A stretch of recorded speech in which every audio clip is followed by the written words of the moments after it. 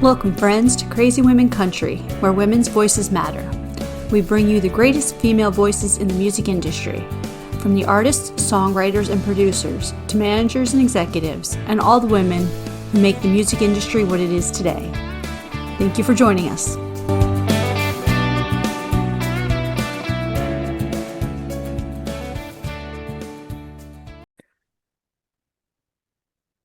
Hello and welcome to another episode of Crazy Women Country. And today we have the English artist and band member Laura Holden. How are you doing? Hello. Yeah, I'm great. Thank you. Thank you for having me. Good, good. Good. Oh, no worries. Always welcome. Always welcome. So the first question is going to be your hardest question out of the whole interview, I promise you.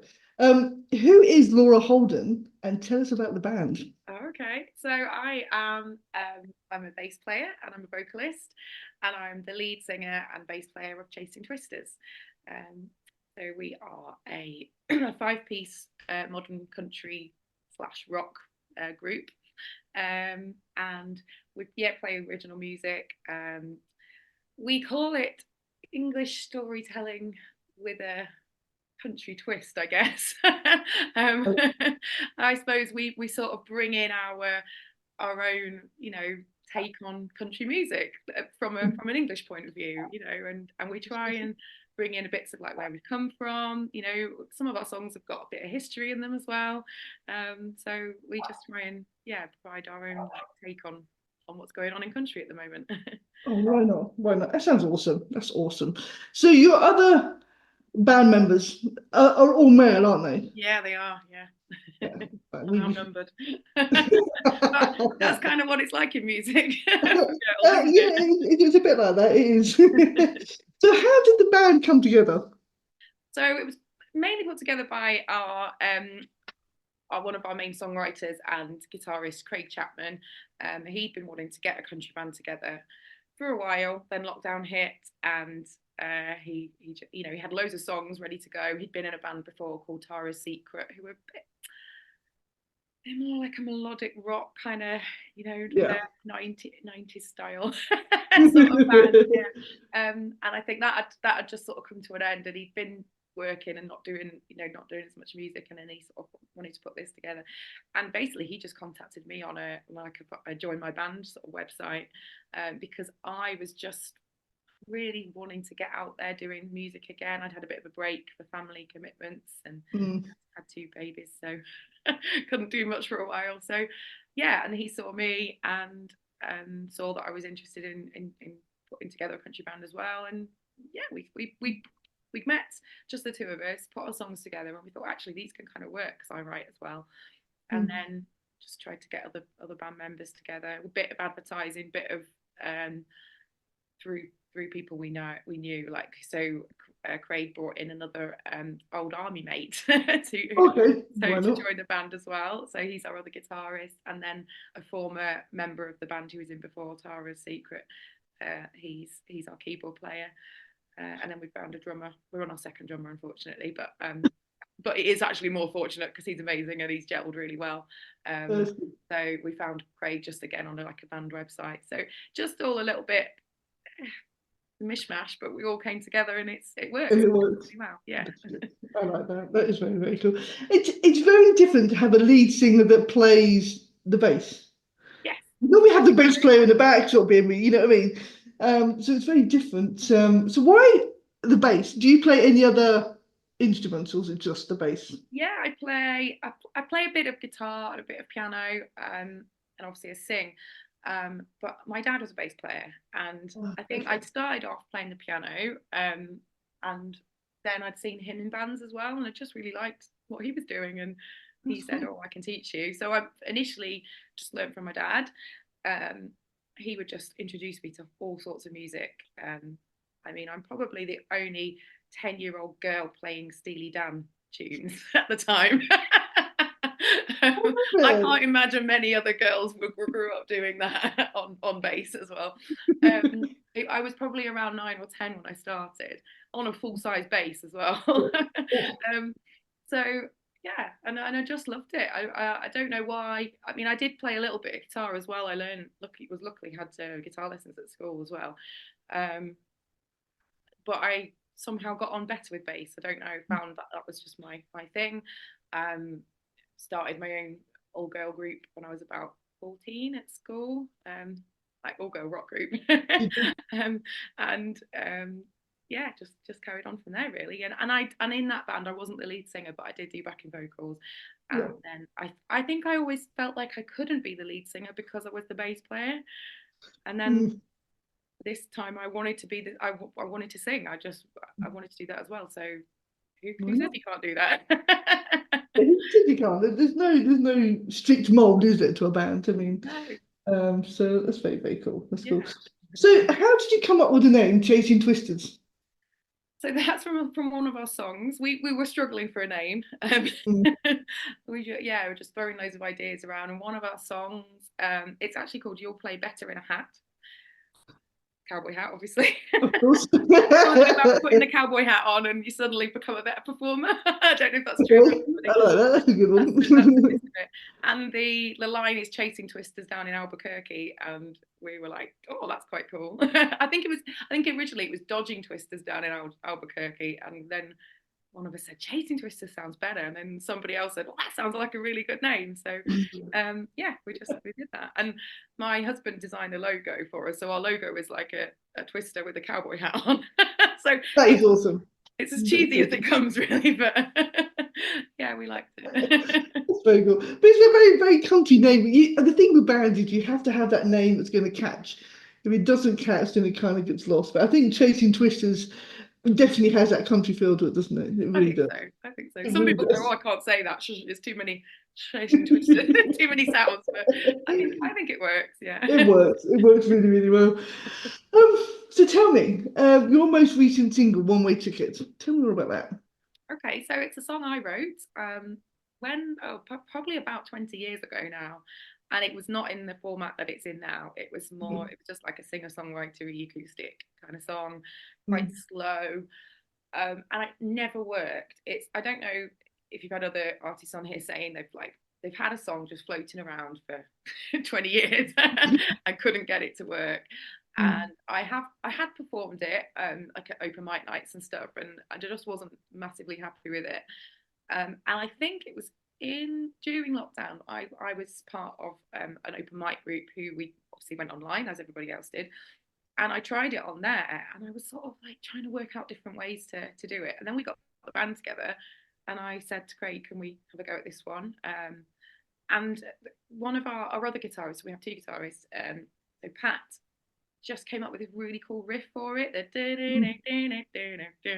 And I was like, "Oh my God, that's what it needed this whole time." And it rocked. It was totally transformed, like from what it originally started off as. So it's basically a bit of a remembering a holiday romance kind of thing. That's the gist of it. Thinking like, what if you bumped into them now?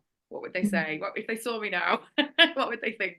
Would you recognise each other? That's the thing. Yeah, exactly. Yeah, so that's the sort of story. There's nothing really that deep and meaningful behind it, but yeah, it's really nice that the band has actually done that to quite a few of my songs that weren't anything before, and then you suddenly put a whole band in, and all the parts just suddenly just come together, and that's it. I must admit, we've had a lot of artists on that write, and it's like, they say they've got notes all over the place. I think there's one artist that actually said with all those notes they managed to put a whole song together. So they've had songs for years and years and years, and all of a sudden it just feels right to record it, or something clicks, obviously like with this one. So that's very cool. It must be a euphoric moment to think, that's it. Do you know what I mean? It's when you play it as a band for the first time and you go, "That was on a piece of paper 10 minutes ago."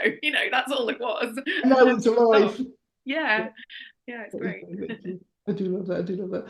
So tell me, what female artists have inspired you to do what you do? So probably the biggest one is Sheryl Crow, because she's a bass player as well and a singer, and I've loved her since I was young, and so yeah, I probably grew up listening to a lot of her, and we played a lot of her songs in my band. That was cool as well. We played "If It Makes You Happy" and "Hard to Make a Stand" and all those ones, and I just really love her, and I just thought she was so cool. And when I oh, she plays the bass as well. And that was kind of like, I was looking for a role model, I guess, who did the Yeah. same as me, and she was that, and I love it that she's still going today, you know. Yeah, I loved Alanis Morissette when I was growing up as well. Just yeah, solo singers, songwriters, Yeah. Jewel as well.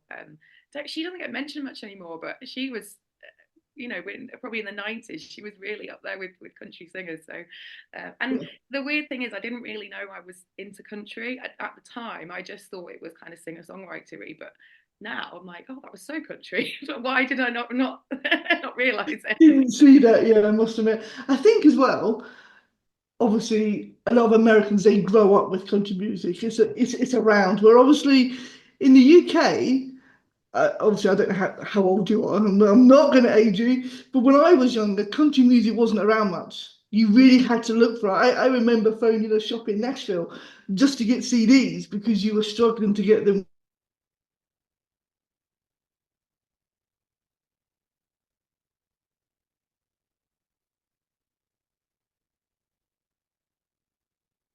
Lost you. You know, in the UK without having all the, if you went to HMV and places like that, it was stuff that was coming out was quite difficult. You've come back now. I've got you now. Yeah. Oh, Yeah, I think you hung for a little bit there. Oh, sorry. I don't know if it's me or you. I'm not sure. Yeah.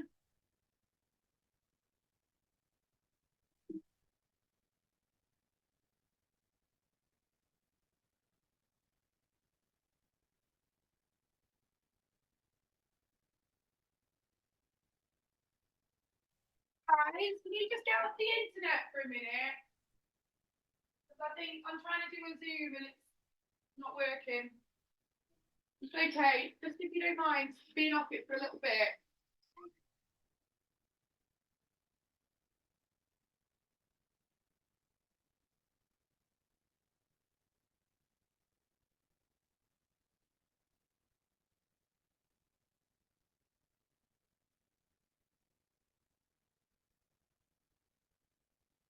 It might not be me. It might be her. I'm not sure. Um,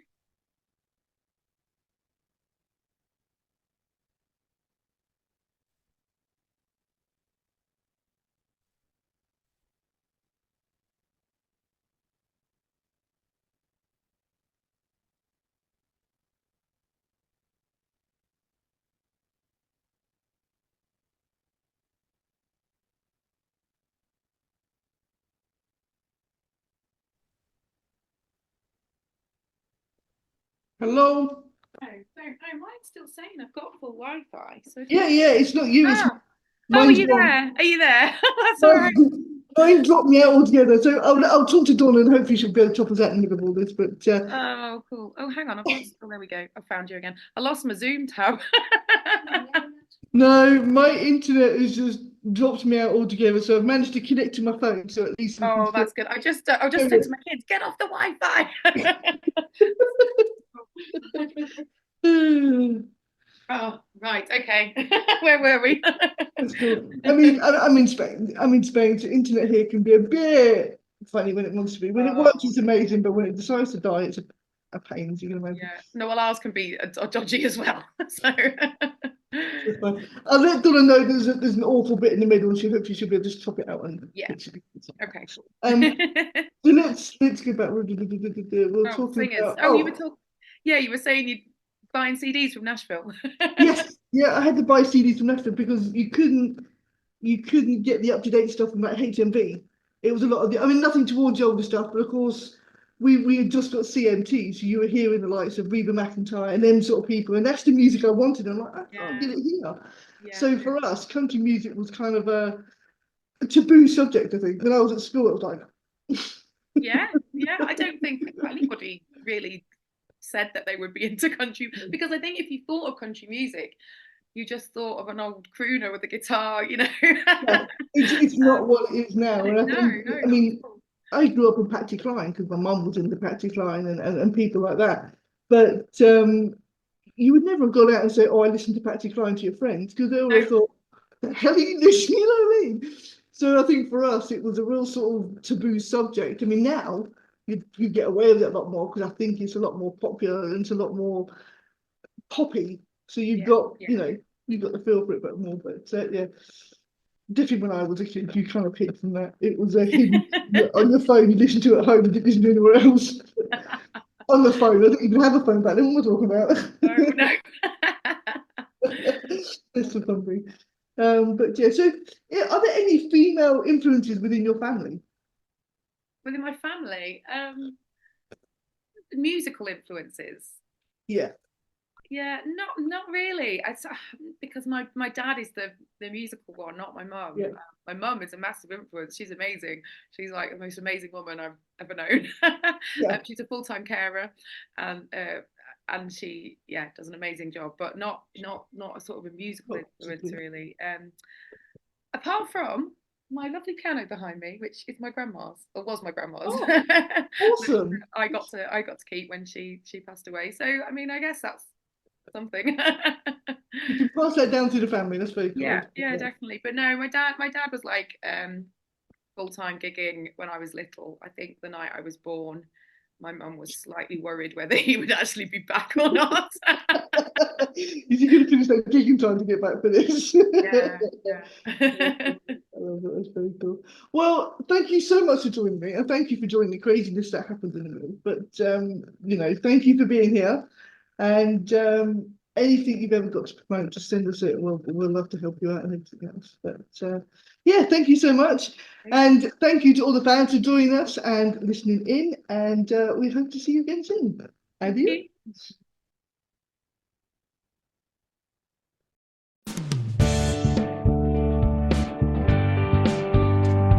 If you enjoyed today's episode of Crazy Women Country, don't forget to give us a thumbs up. Be sure to click the subscribe button for new interviews weekly. And thank you, friends, for joining us today on Crazy Women Country, where women's voices matter.